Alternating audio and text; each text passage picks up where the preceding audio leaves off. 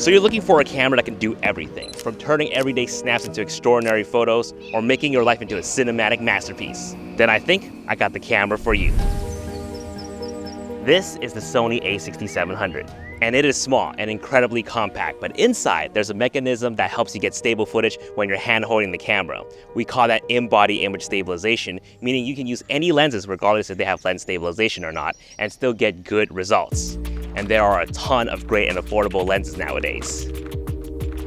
Now, my personal favorite, as well as the community's top voted best lens, is the Sigma 18-50mm f2.8. It's also small, but it has a healthy amount of range to do any photo and video work that you want. This has a constant aperture of f2.8, so you're gonna get a good amount of background blur, and it performs decently in low light situations.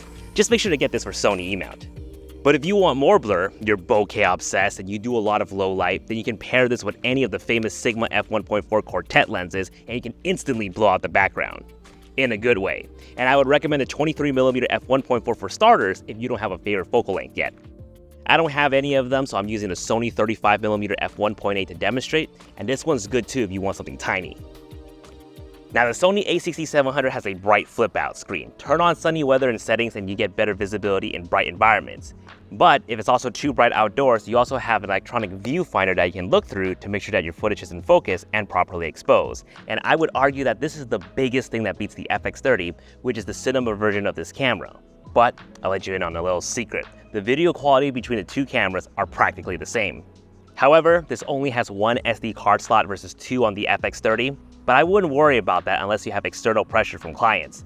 That's when you want to record to two cards at once, just so you have a backup in case something bad happens to one. But if you're only doing this for you, just buy a reliable card, which I'll link some of my favorites down below.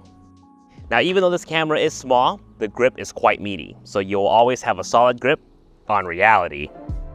Let's talk video quality. Crisp. Highest resolution output is 4K, but the sensor inside is technically a 6.2K sensor, meaning it's shooting 6.2K, but all that detail is jammed into a 4K box, so your videos are gonna look extra clean, whether you're shooting fashion, tech, camping, whatever you're into.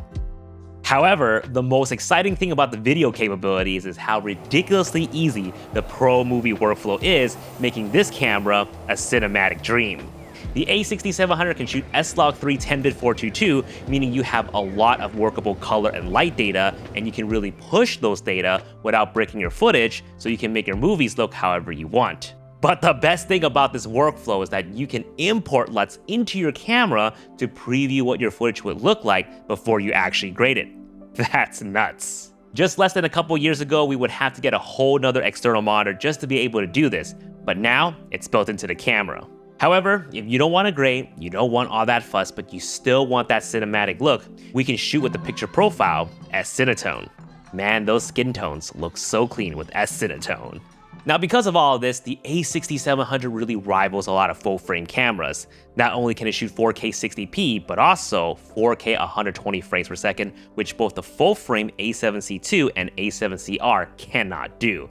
Maybe an overkill, but hey, it's an advantage if you want super slow motion. Just keep in mind though, there is a slight crop in 4K 120, but that's normal in prosumer cameras right now.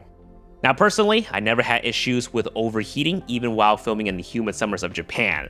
Regardless of seasons though, each clip we would record is no more than 5 minutes at a time, which honestly is a pretty long time when you're holding it.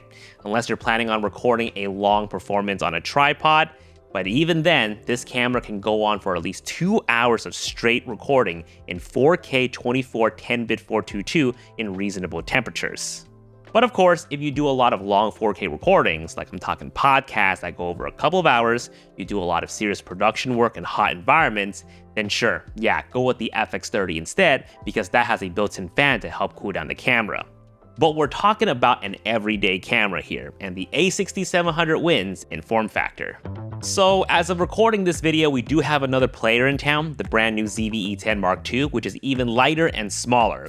And while it does give very similar video results, it lacks the in-body image stabilization, which I was making a big fuss about earlier. And I cannot stress enough how not having in-body image stabilization really limits your lens choices down to the lens that do have lens stabilization, or what Sony calls it, optical steady shot. And trust me, there are not that many out there. With the A6700, you can use manual lenses, cinema lenses, and with a proper adapter, even Canon lenses, and still have steady footage. Again, we're going for a camera here that's gonna last you for a very long time. However, I would try to stick with native Sony lenses or third-party lenses designed for Sony just because of their reliable autofocus system. Sony's notorious for their autofocus tracking, especially for human face and eye autofocus. Tracking subjects at f1.4 is literally the hardest thing to do, but this camera is doing it. And I know I keep talking about video, but yes, this can take some pretty dang good photos as well. It shoots 26 megapixels raw, pretty standard in my opinion, and you don't really need much more than that for social media. But let's talk downsides, because there's no such thing as a perfect camera.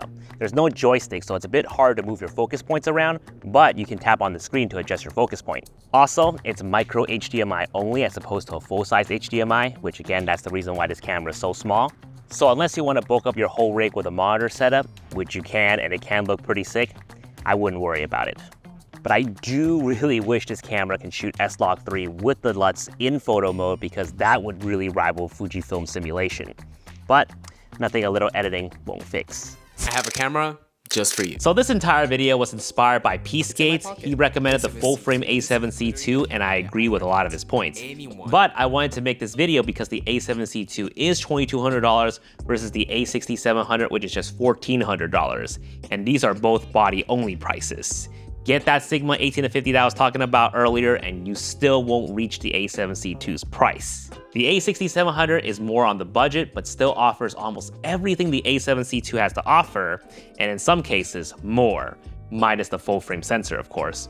And I'll link my recommended starter kit in the description box below. This camera will be a solid investment for the next 3 to 5 years, in my opinion, and the only thing that you would need to upgrade in between then is maybe pick up a new lens. Camera tech is already so good, but it's always going to be the lenses that will breathe a whole new life into an old camera body. If you're new around here, my name is Jason Vong, and I have a ton of great tutorials, especially on Sony cameras, like this one right here, 7 settings that I wish I knew sooner. So click right up here to get started. And if you like what I do and want to further support the channel, then simply stick around and listen to what my sponsor Squarespace has to say. Squarespace is an all-in-one platform to create beautiful websites. No coding knowledge needed. Just simply choose from their many templates and designs. Perfect for photographers and online shop owners. Use my link down below for a 14-day free trial, and when you're ready to launch, you can use my code JASONVONG to save 10% off your first purchase of your website or domain. Guys, thank you so much for watching, and I'll see you guys in the next video. Peace. Thanks for watching.